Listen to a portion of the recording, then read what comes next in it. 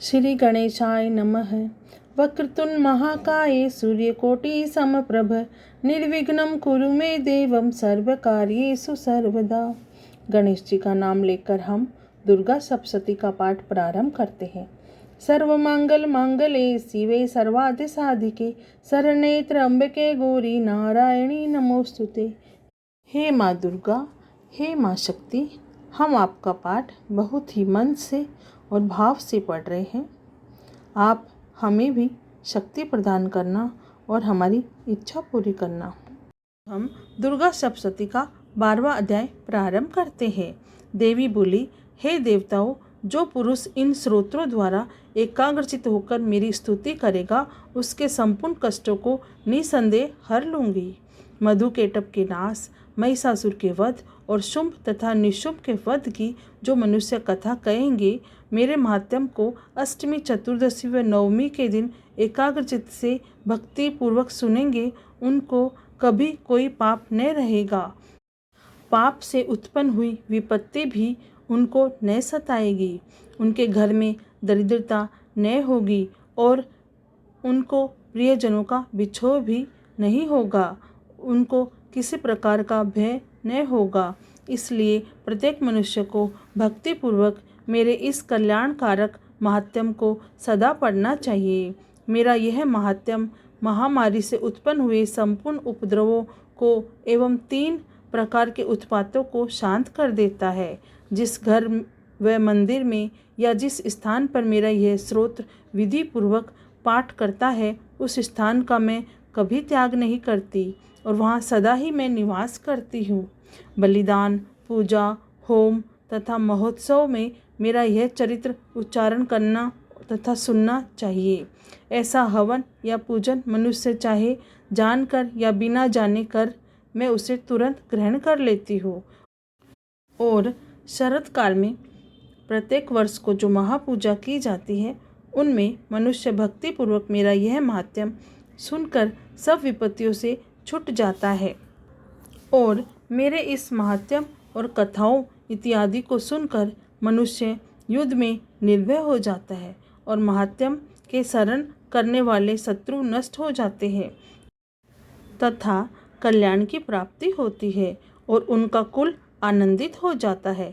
सब कष्ट शांत हो जाते हैं तथा भयंकर स्वप्न दिखाई देना तथा घरेलू दुख इत्यादि सब मिट जाते हैं। बाल ग्रहों में ग्रसित बालकों के लिए यह मेरा महात्म्य परम शांति को देने वाला है। मनुष्य में फूट पड़ने पर यह भली भांति मित्रता कराने वाला है। मेरा यह महात्म्य मनुष्यों को मेरे जैसी सामर्थ्य की प्राप्ति करवाने वाला है। पुष्प, अधर्य, धूप, गंध, दीपक इत्यादि सामग्रियों द्वारा पूजन करने से, ब्राह्मण को भोजन कराने, हवन करके, प्रतिदिन अभिषेक करके, नाना प्रकार के भोगों को अर्पण करके और प्रत्येक वर्ष दान इत्यादि करके जो मेरी आराधना की जाती है और उससे मैं जैसी प्रसन्न हो जाती हूँ, वैसी ही प्रसन्न मैं इस चरित्र के सुनने से हो जाती हूँ।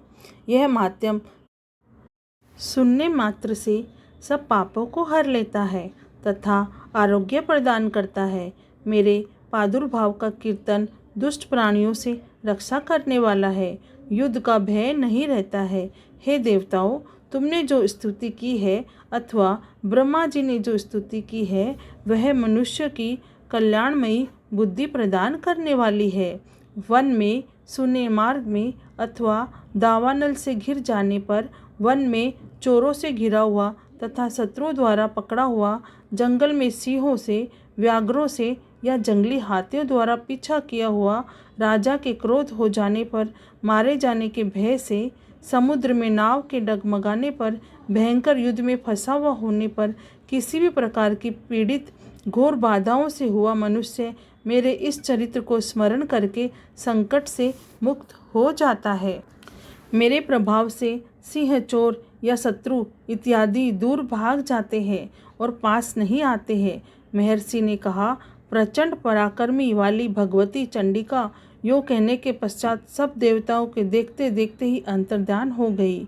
संपूर्ण देवता अपने शत्रुओं के मारे जाने पर पहले की तरह यज्ञ, भाग का उपयोग करने लगे और उनको अपने अधिकार फिर से प्राप्त हो गए तथा युद्ध में देवताओं के शत्रुओं शुंभ व निशुंभ के देवी के हाथों मारे जाने पर बाकी बचे हुए राक्षस पाताल को चले गए।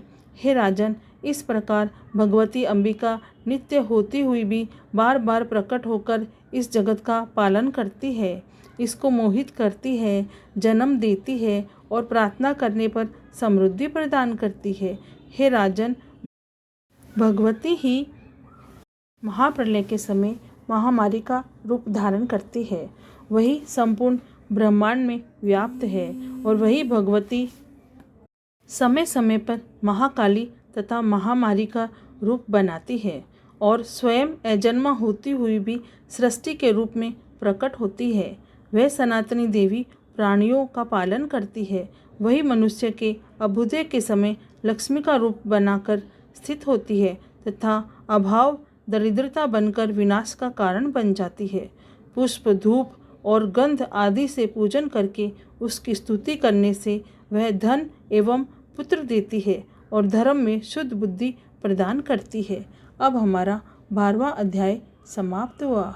हे माँ दुर्गा, हे माँ शक्ति, हमारे घर में धन धान्य सुख शांति समृद्धि बनाए रखना, हमें सद्बुद्धि देना। हे माँ, हमारी रक्षा करना।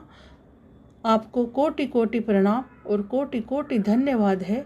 जय माता दी, जय माता दी, जय माता दी।